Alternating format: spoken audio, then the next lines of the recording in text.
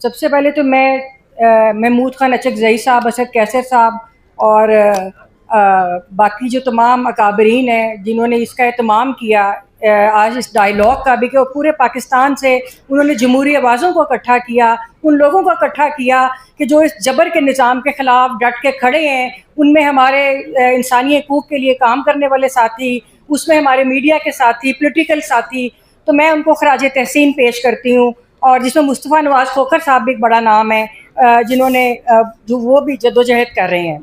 تو سب سے پہلے تو میں یہ بات کروں گی کہ ہم بڑی دیر سے یہ بات کرتے ہیں کہ یہ عدالتیں انصاف نہیں دے رہی، فیئر ٹرائل نہیں ہو رہا. عمران خان صاحب ہوں، ان کی سیاسی جماعت کے ورکرز ہوں اور ان کے ساتھی ہوں، ان کی بہنیں ہوں، ماہرنگ بلوچ ہو، ہمارا یہ جو بہادر کپل ہمارے ساتھ بیٹھا ہادی اور ایمان ہو، ادھر وہ کھڑے ہیں ہمارے جو میڈیا کے ساتھی. تو ہم کیوں یہ کہتے ہیں کہ یہ عدالتیں ہیں جنہوں نے آپ کو انصاف دینا ہے؟ کیا یہ اس لیے بٹھائی ہوئی ہے؟ کیا ڈوگر کورٹ اس لیے لگائی تھی کہ وہ فیئر ٹرائل کرے گی؟ کیا ڈوگر کورٹ اس لیے بٹھائی تھی؟ یہ کانسٹیٹیوشنل بینچ جو ایکسٹینشن ہے آپ کی جی ایچ کیو کا، یہ اس لیے بٹھایا تھا کہ یہ آپ کے حقوق کی حفاظت کرے گا؟ تو میں سمجھتی ہوں کہ ان سے انصاف کی توقع کرنا بھی انصاف کی تذلیل ہے. دوسری بات کہ دیکھیے، میں اگر ہم تھوڑی سی تاریخ پر نظر ڈالیں، خاص طور پہ میں یہاں کے نوجوانوں سے کہوں گی کہ پاکستان آج سے 78 سال کے بعد جب ہم یہ اکٹھے ہو کے بیٹھے ہیں، کاش ہم بیٹھے ہوتے کہ ایک جمہوری حکومت ہوتی، کاش ہمارے یہ دانشور ساتھی ان کو مشورہ دے رہے ہوتے کہ حکومت جو گورننس کو ہم پوائنٹ آؤٹ کرتے ہیں کہ یہ غلطیاں آپ کے اندر، اس کو درست کریں، جدید عدلیہ کے اندر یہ مسائل ہیں ہم ان کو ٹھیک کریں، سیاستدانوں کے پارلیمنٹ کو یہ قوانین پاس کرنے چاہیے، اس طرح نہیں ہونا چاہیے. لیکن آج کے حالات ہیں، آج 78 سال کے بعد ہم لوگ اس جگہ پہ آ بیٹھے ہیں کہ جہاں پر نہ تو وکیل وکالت کر سکتا ہے، نہ جج آزادی سے فیصلہ دے سکتا ہے، نہ ہمارے میڈیا کے دوست اپنے قلم سے لکھ سکتے ہیں، نہ پارلیمنٹ کوئی اپنی جمہوریت کی بات کر سکتی ہے. آج پارلیمنٹ ایک پوسٹ آفس بن چکی ہے کہ جو مسودہ ادھر سے آتا ہے، آپ نے 26ویں 27ویں ترمیم کی صورت میں دیکھا، آپ پیکا لاس کے جو قوانین اس طرح کے بنے، دیگر قوانین کو دیکھیں، جو مسودہ ان کو دیا جاتا ہے یہ اس مسودے کو پوسٹ آفس کی طرح اس کو ربڑ سٹیمپ کرتے ہیں اور عوام کے اوپر یہ اس کو نافذ کر دیتے ہیں. تو ہمیں شرمندگی ہے کہ آج 78 سال کے بعد ہم اس جگہ پہ آ کے بیٹھے ہیں. تو ایک چیز تو بالکل واضح ہے اور وہ یہ ہے کہ یہ جرنیل ملک کو نہیں چلا سکتے، اس ملک کو جرنیل نہیں چلا سکتے. 78 سال کی سیاست کا یہ نچوڑ ہے. اب ہم نے کرنا کیا ہے؟ آج تک ہم یہ سنتے رہے، ہر دن بات ہوتی ہے کہ فاطمہ جناح سے لے کر بھٹو، ولی خان، آج عمران خان، ہر سیاستدان غدار ہے. میں کہتی ہوں کہ یہ جو جرنیل ہیں یہ اس عوام کے ایگزسٹینشل تھریٹ ہے، اس عوام کے لیے یہ ایگزسٹینشل تھریٹ ہیں ہماری عوام کے لیے. اس وقت سب سے بڑا مسئلہ پاکستان کا یہ ہے کہ ان کو آپ نے بیرکس میں کس طرح واپس بھیجنا ہے. دیکھیے، ہم لوگ پرامن جدوجہد پہ یقین رکھتے ہیں، ساری زندگی ہم نے پرامن جدوجہد کی. آج ہماری یہ بہن آپ کے لیے کام کریں، انسانی حقوق کے لیے. مجھے وہ دن بھی یاد ہیں جب 2000 میں ایک انجمن مظاہرین اکاڑا کی تحریک چلی تھی کہ جس میں بے گھر جو اکاڑا مظاہرین تھے اس کے اوپر فوجیوں نے ان کے ساتھ ایک لڑائی ڈالی، براہ راست وہ جدوجہد تھی، ان کے اوپر قتل کے مقدمے بنے.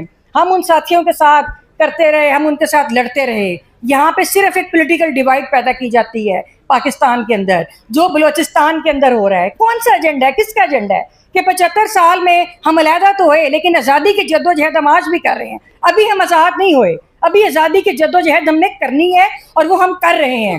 بلوچستان میں دیکھیے ان کا کیا قصور ہے، صرف یہ کہ جو اپنے حقوق کی بات کرتا ہے اس کو ادھر آواز خاموش کرا دی جاتی ہے. کے پی کے میں دہشت گردی کس کی وجہ سے ہے؟ یہ اس عوام اور ان جمہوری قوتوں کی وجہ سے نہیں ہے. یہ کس کی وجہ سے وہاں پہ لوگ مر رہے ہیں؟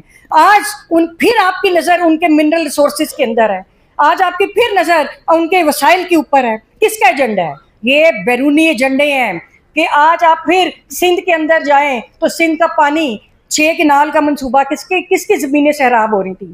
اگر زمین آپ نے سیراب کرنی ہے، اگر آپ نے کسانوں کے لیے کچھ کرنا ہے، آج آپ پنجاب کا حال جا کے دیکھ لیں، آپ کو کون سا لگاؤ ہے آپ اپنے زرعی ملک کے ساتھ؟ آپ کو کسان کے ساتھ کون سا لگاؤ ہے؟ آج پنجاب کا کسان رو رہا ہے.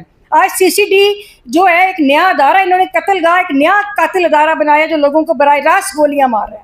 تو یہ سب کچھ آپ نے کر کے دیکھ لیا. اب ہم نے کیا کرنا ہے؟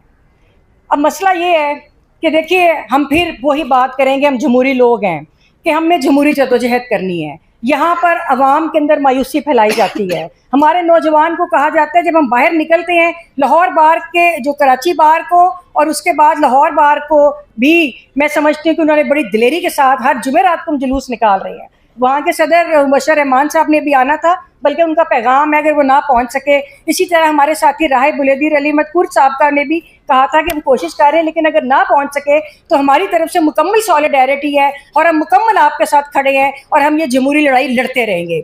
تو میں یہ کہنا چاہوں گی کہ ہم لوگوں کے اندر مایوسی پھیلائی جاتی ہے نوجوانوں کے اندر. میں صرف ایک ریکویسٹ کروں گی کہ آپ صرف ایک سوال کا جواب تلاش کریں. نوجوانوں کو کہوں گے ہسٹری کے کانٹیکسٹ میں کتاب بھی پڑھیں کہ ایک تو تحریکیں چلتی ہیں, ایک دن میں کوئی تحریک نہیں چلتی, وہ اسی طرح چلتی ہے جیسے ہم لوگ چلا رہے ہیں. آپ لوگوں نے بات کرنی ہوتی ہے, آپ نے گفتگو کرنی ہوتی ہے, آپ نے اپنی جدوجہد کے بارے میں لوگوں کو آگاہ کرنا ہوتا ہے, اور پھر وہ جو سسٹم کے خلاف نفرت ہوتی ہے وہ آپ کی طاقت ہوتی ہے. اور ہم اس سیچوریشن پوائنٹ پہ آ گئے ہیں کہ اب بالکل ہم نے باہر نکلنا ہے اور مزاحمت سڑکوں پہ کرنی ہے. لیکن اس کے ساتھ میں نوجوان کو ایک پیغام دوں گی کہ آپ لوگ ایک سوال کا جواب تلاش کریں کہ کیا وجہ ہے کہ پاکستان کے اندر جب بھی کوئی پاپولر لیڈرشپ ہوتی ہے اس کو ادھر کے لیے خطرہ کیوں سمجھا جاتا ہے؟ کیا وجہ ہے؟ اس کے اوپر آپ نے تحقیق کرنی ہے. میں آپ کو اس کا جواب ابھی نہیں بتاؤں گی, آپ سب سوچئے گا. صرف نوجوانوں کو پیغام دے رہی ہوں کہ کیوں آپ کے لیے کوئی پاپولر لیڈرشپ کو ادھر زندہ نہیں رہنے دیا جاتا. کیا قصور ہے عمران خان صاحب کا؟ صرف یہ کہ جو وہ باتیں کر رہے تھے. یہ اس ملک میں اس وقت یہ نہیں, ان سب کو پتا ہے کہ انصاف ہونا چاہیے. اتنے تو مجھے پتہ ہے بڑے کن ذہن ہیں, لیکن اتنے بھی کن ذہن نہیں ہے کہ ان کو یہ نہیں پتا کہ 24 کروڑ کی آبادی کو آپ بغیر رول آف لا کے اور کانسٹیٹیوشنلزم کے نہیں چلا سکتے. مسئلہ صرف یہ ہے کہ یہ لانا نہیں چاہتے. کیا وجہ ہے؟ اس سوال کا جواب ہمیں تلاش کرنا ہے کہ کیوں یہ ملک میں آئین کی اور قانون کی حکمرانی نہیں چاہتے. اس وقت کیوں آپ کے کاروبار نہیں چل رہے؟ اس وقت صرف فوجی فاؤنڈیشن کیوں چل رہی ہے؟ اس وقت صرف فوجیوں کے جو 51 کاروبار جن کا ذکر عائشہ صدیقہ نے اپنی کتاب میں دیا, صرف وہ اس وقت پاکستان میں چل رہے ہیں, باقی سب کا کاروبار خسارے میں ہے. تو ان سوالوں کے جواب آپ نے تلاش کرنی ہے. اور آخر میں ہم نے کرنا کیا ہے؟ ایک تو یہ کہ ہم نے یہ اپنی جس بھی حالت میں جس بھی انداز میں ہم کر سکتے ہیں ہم اس جدوجہد کو جاری رکھنا ہے. ایک بات. دوسرا یہ کہ آپ نے دیکھا کہ لوگ باہر نکلے, ان کو سیدھی گولیاں ماری گئیں. عمران خان صاحب کے جو ساتھی تھے, ان کے جو خواتین تھیں, بچے تھے, ان کو اس ڈی چوک میں ریاست نے ان کا قتل کیا. 9 مئی کے مشکوک واقعے کے اندر ایک پولیٹیکل پارٹی کی کلینزنگ کی جا رہی ہے. تو اب ہم نے یہ کرنا ہے کہ اگر ہم ابھی فی الحال اسٹریٹجی کے طور پہ میں ایک تجویز دوں گی کہ ایک اعلان کریں کسی تاریخ پہ کہ سارا پاکستان جو ہے وہ گھر بیٹھے, ہم احتجاج کے طور پہ سڑکوں, ہم بالکل کوئی بندہ باہر نہ نکلے اور احتجاج کے طور پہ سڑکیں خالی کر دیں. اس کے بعد ایک اگلا مرحلہ ہے کہ جب پھر ہم اپنے پروٹیسٹ کے لیے وکلا بھی کال دیں, آپ لوگ بھی کال دیں, پورے پاکستان کے اندر ہم ایک پرامن مارچ کے ذریعے کانسٹیٹیوشن پکڑ کے ہم یہ کہیں کہ ہم ملک کے اندر کانسٹیٹیوشن چاہتے ہیں, آپ اپنی بیرکس کے اندر واپس چلے جائیں. اور یہ اس طرح کے احتجاج ہوتے رہے ہیں. آپ کو یاد ہوگا ایوب دور میں جب طلبہ نکلے تھے ڈھاکہ اور کراچی کی سڑکوں پہ, تو ایک انہوں نے طریقہ اختیار کیا تھا کہ انہوں نے ننگے پاؤں احتجاجی مارچ کیا تھا. تو بہت سارے طریقے ہیں ہمارے احتجاج کرنے کے, لیکن ایک بات تو طے ہے کہ اب جو سیچوریشن پوائنٹ ہے ہمیں پرامن جدوجہد اور احتجاج کے لیے ہمیں سڑکوں پہ آنا پڑے گا. اور جب بھی آپ اعلان کریں گے, ہماری یہ بہن بیٹھی ہے, ہماری اور ساتھی ہماری وکلا خواتین ہیں, ہماری بہنیں, ہم آپ کو لیڈ کریں گے, ہم آپ کے آگے کھڑے ہوں گے, اور ہم اس نظام کی جدوجہد میں اپنی قوم کے حقوق کے لیے جب تک آپ کے اندر ملک کے اندر جمہوریت نہیں آتی, آپ کی خواتین آپ کو لیڈ کریں گی. بہت شکریہ.